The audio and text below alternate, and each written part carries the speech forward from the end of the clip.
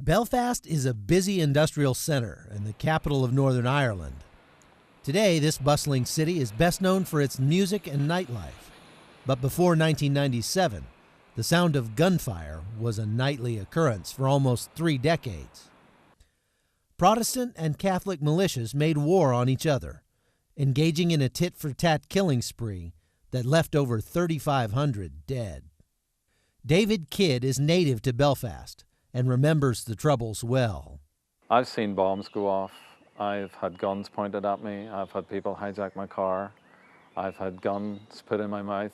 But contrary to popular belief, David says the war wasn't about religion. The conflict in Ireland, and Northern Ireland in particular, has always been described as a religious one. The tribal identities are religious, but the issue was about control of the land. It was about economic advantage. It wasn't about inherent religious issues. In many places around the city, remnants of those old rivalries still exist. In West Belfast, murals commemorate the heroes from various militias. On the Catholic side, neighborhood cemeteries memorialize those killed in the conflict. And separating the two, this 40-foot barrier bears the graffiti of those unwilling to forget the past. I'm just crossing between the Protestant side and the Catholic side of 2 neighborhoods in Belfast. They're separated by this wall that they call the Peace Wall. These gates are only open during the day, and you'd think since they've had peace since 1994 that this stuff would be ready to come down. But according to a recent survey, that's not the case. Residents on both sides of the fence say they'd prefer that it stay for now. Old wounds were torn open once again in March, when a faction calling itself the Real IRA killed 2 British soldiers in a drive-by shooting, then killed a policeman 2 days later.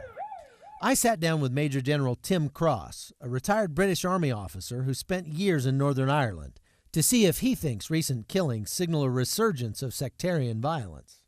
I think that's an aberration in the sense that I don't think it's a return to the Troubles. I think it's been a long haul, and there's a generation, 2 generations that have gone through these Troubles, and the vast majority of people in Northern Ireland do not want to go back to the 1970s. Andrew Rodding is another former British soldier who agrees. Really, there's no comparison between what it was like before and now.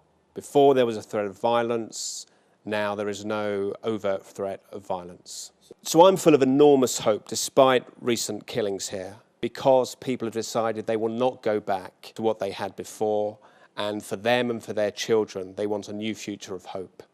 David Kidd says that fact is an answer to prayer.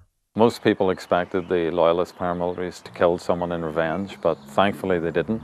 After the 2 soldiers were killed and the Catholic policeman, the First Minister, who was a loyalist, the Deputy First Minister from Sinn Féin and the head of the police force stood on the steps here, and they very strongly condemned the action, and they gave very strong positive leadership to the community.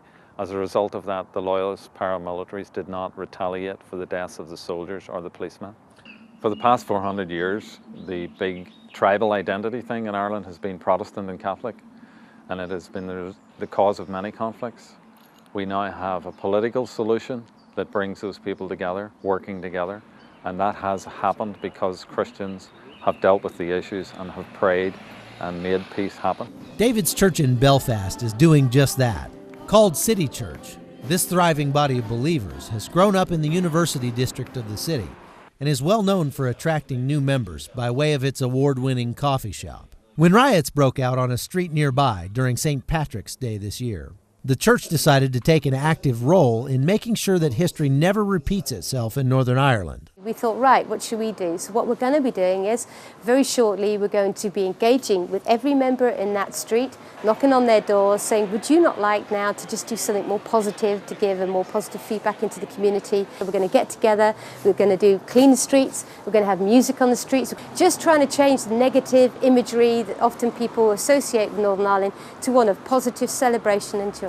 I think despite the tragic events that occurred, the mood of people is very optimistic, because the reaction to the killings was right across the board. Everybody was shocked by it and opposed it, and it has actually brought the community closer together because they realize we cannot go back to that kind of terrorism and that kind of lifestyle.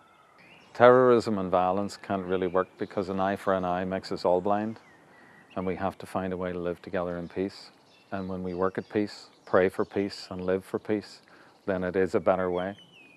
Chuck Holton, CBN News, Belfast, Northern Ireland.